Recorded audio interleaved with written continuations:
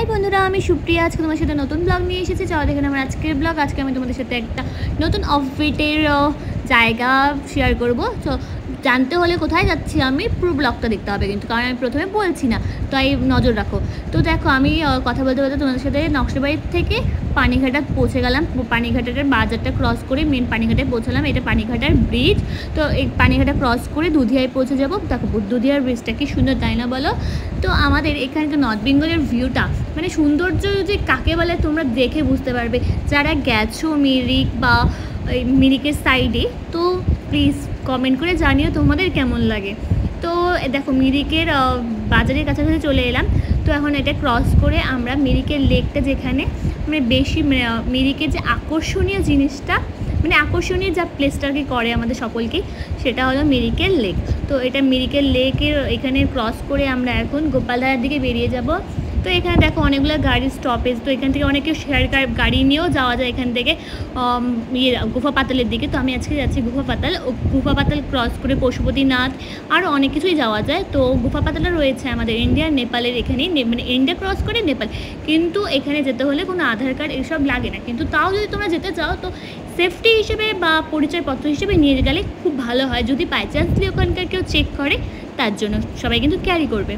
তো দেখো আমরা পৌঁছে গেলাম গুফা পাতালের কাছাকাছি। তো এখানকার ওয়েদারটা দেখো কি সুন্দর, তাই না? এখানে বৃষ্টি পড়েছিল তো কিন্তু আমরা বৃষ্টিটা পাইনি, খালি আমরা ক্লাউডি ওয়েদারটা পেয়েছি। তো এখানকার কুকুরগুলোও খুব কিউট। তো আমরা পৌঁছে গেলাম গুফা পাতালের রাস্তা, মানে গুফা পাতালের রাস্তা না, গুফা পাতালেই পৌঁছে গেলাম আমরা। দেখো এখানে এসে পড়েছি। তো এই আমরা এমন টাইম এসেছি যেখানে যখন ফুল নেই, আরও 2 মাস আগে এলে হয়তো ফুল পেতাম। তো এখানে এন্ট্রি টাকাটা নেয় পার হেড 20 রুপি। তো এখানে আমরা 2-4টা ফুল পেয়েছিলাম, খুব বেশি ফুল পাইনি।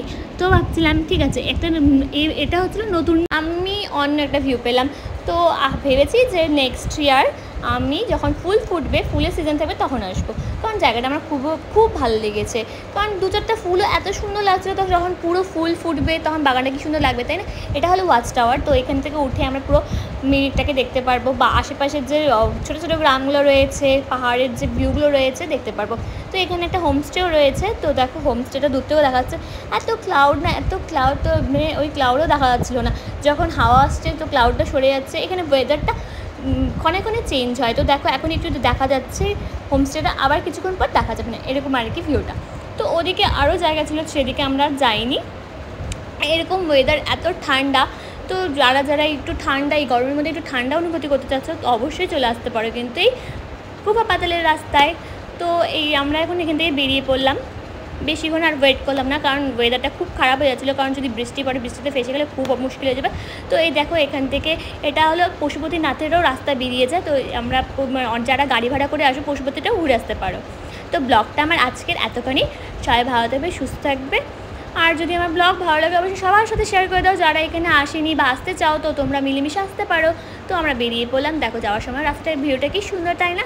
তো আজকের মতো টাটা, সবাই ভালো থাকবে, আমার পাশে থাকবে কিন্তু অবশ্যই। টাটা।